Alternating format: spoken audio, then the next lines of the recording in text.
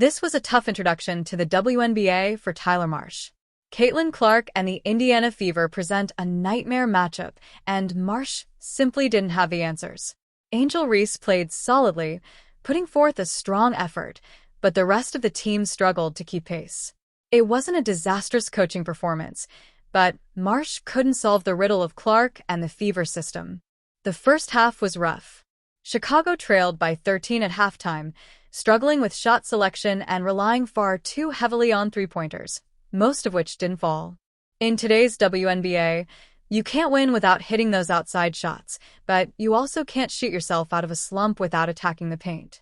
Had the team been more aggressive inside, they might have surpassed the 93-point mark, especially given how cold they were from beyond the arc.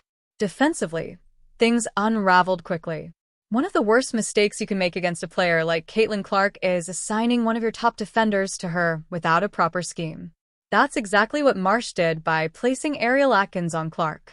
Atkins did hit a three early in the game, but offensively she faded, and defensively, she couldn't contain Clark, who shredded the defense with ease, especially against soft hedges in pick-and-roll action. It was a disaster waiting to happen. Camila Cardoso struggled with hard hedges, and Chicago would have been better off switching to drop coverage, forcing Clark into tougher pull-up shots. Instead, Aaliyah Boston rolled free on nearly every possession, creating easy assist opportunities for Clark.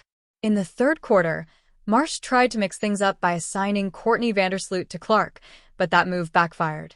Clark immediately targeted that matchup, attacking relentlessly whenever Vandersloot was on her. It was like watching a superstar in her prime exploiting every mismatch. The defensive screens remained ineffective, the rotations were slow, and the transition defense was sluggish, evident as Kelsey Mitchell repeatedly coasted in for layups. Clark was on another level. She hit several absurd shots, including a deep sidestep three that left Cardoso helpless. Let's be honest, there may not be a single player in the WNBA who can guard Caitlin Clark effectively and still contribute consistently on offense. Yet Marsh kept giving her the same defensive looks. By the time Atkins returned to guarding her, Clark had already found her rhythm, and the game was well out of reach. After the game, Marsh praised Clark, calling her an incredible player and admitting he still had a lot to learn.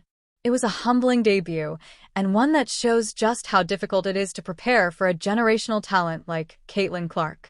Like this video and subscribe this channel. Thank you.